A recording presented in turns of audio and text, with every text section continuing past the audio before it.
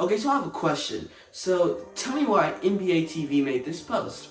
And you may be like, oh, regular post, you have the Chicago Bulls versus the Phoenix Suns playing tonight. The two best teams of best conference, right? But then I was like, wait, there's something wrong about this. And you probably can spot it if you're a Miami Heat fan.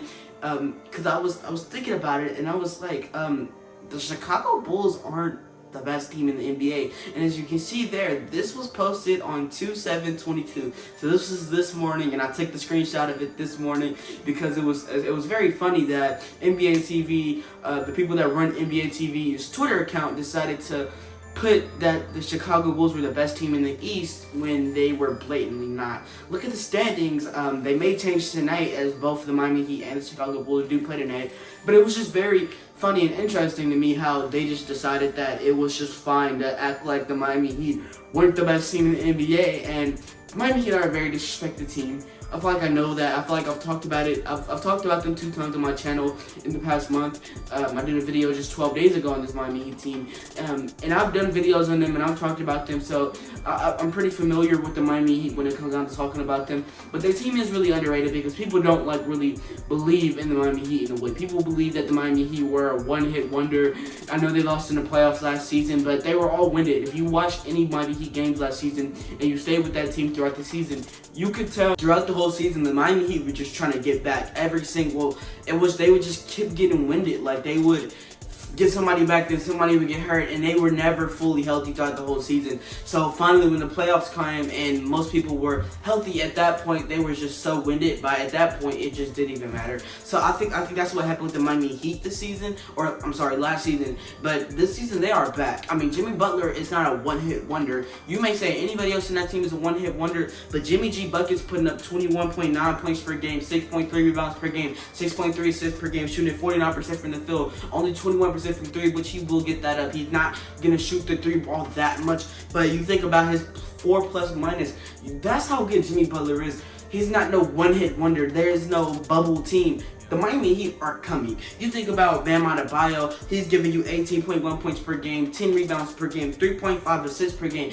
3.5 assists for a big man is not bad at all. That's pretty solid. I just wanted to note that because it's a big part of their offense when Bam can get it down in the post and go down to that post and he can find the right pass. Because you got shooters like Duncan Robinson and Tyler Hero. I know Duncan Robinson is only shooting at 39% from the field this season and 36% from 3, but he will get into this group. And I would like to mention that they do need him to get in a group for that team to be relatively great. But when he does get into that groove, that's going to make them a lot better. You also got Tyler Hero having an incredible season. You got Tyler Hero averaging 20.1 points per game. You got him averaging 4.8 rebounds per game, 4 assists per game. He has a 2.7 plus minus. You talk about how he's washed and he was a one-hit wonder as well. Well, this man is out here, and I believe that he should have been in the All-Star kind of debate. I mean, he was coming off the bench, kind of.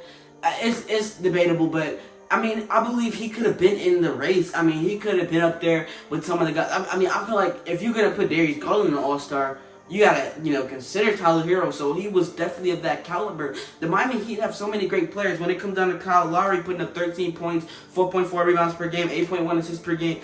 Like, they have so many great players. They have so much talent. I don't know when Victor Oladipo is coming back, but if they can get him back this season, I really do believe the Miami Heat are a good team. And I know I've been talking about the Miami Heat lately, but okay, here's the thing about the Heat that I really want to get at.